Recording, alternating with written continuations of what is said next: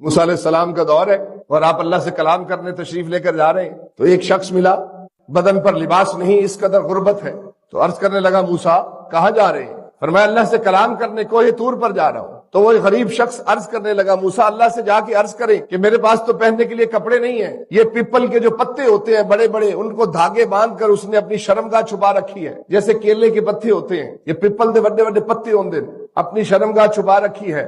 اللہ سے عرض کرے مجھے نعمتیں دے، مجھے رزق دے۔ تو آپ نے فرمایا ٹھیک ہے میں عرض کر دوں گا۔ آگے تشریف لے گئے تو ایک شخص بڑی شاہی لباس پہن کر اور خوشحال شخص، امیر شخص موسیٰ علیہ السلام سے ملا۔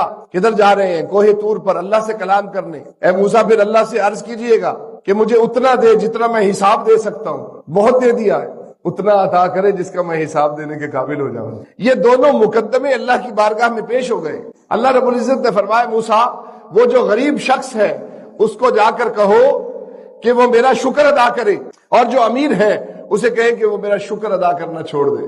موسیٰ علیہ السلام واپس آئے، وہ غریب شخص ملا، عرض کیا موسیٰ کیا جواب ملا؟ فرمایا اللہ فرماتا ہے کہ شکر ادا کرو۔ پتہ بندہ کی آخر لگ گئے، انہیں کہا موسیٰ چنگی گال ہے، میں کس شاید شکر ادا کرا؟ میں کھاون لی میرے کو فوڈ ہے، کھاون لی خوراک نہیں، پہن لی کپڑے، کس چیز کا شکر ادا کروں؟ اللہ نے مجھے دیا کیا ہے؟ اس کی یہ بات کرنے کی دیر تھی، تیز اندھیری چلی اور اس کی جو شرمگاہ تھی، جو پتے لگے ہوئے تھے، اس کو بھی اڑا کر لے گئی۔ موسیٰ علیہ السلام نے فرمایا اے پتے جڑے ہن یہی اللہ دی نعمت آئی، جو ڈھکیا تے بدا آئی، ڈھکے تو ہوئے تھے، یہ بھی اللہ کی نعمت تھی۔ یہ جن کانوں سے سن رہے ہو یہ اللہ کی نعمت نہیں؟ جن آنکھوں سے اللہ کی قدرت کے نظارے کر رہے ہو کیا یہ نعمت نہیں؟ جس زبان سے اچھے برے کی تمیز کر لیتے ہو اور میٹھے اور کڑوے کو چکھ لیتے ہو کیا یہ اللہ کی نعمت نہیں؟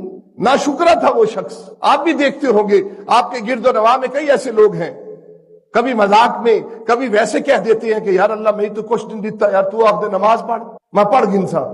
ایسے مت کہا کریں، مذاق میں بھی نہ کہا کریں، بس اپنا دل جھکا کر اللہ کی تقسیم پر راضی ہو جائے کریں اور خوش ہوا کریں، اور جس کو نعمت دی ہے اس کے لیے دعا کیا کریں، اور اپنی خطاؤں کی معافی مانگتے ہوئے اللہ کا شکر ادا کریں کہ اللہ تیرا لاکھ لاکھ شکر ہے، جتنا دیے بہت۔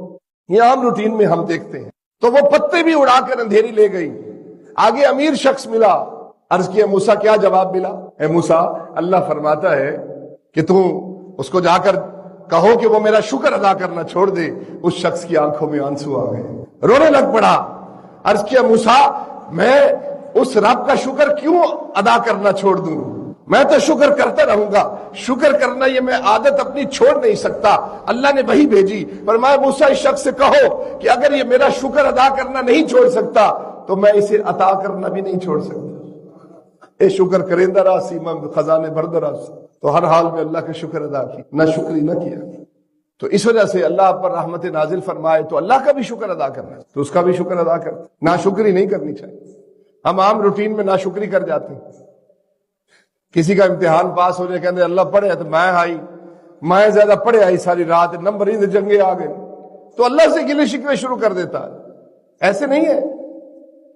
آپ کسی کی نعمت دیکھو تو اس نعمت کے بارے میں اللہ سے دعا کرو کہ اللہ اس کو اور نصیب کرے اور اللہ مجھے بھی عطا کرے۔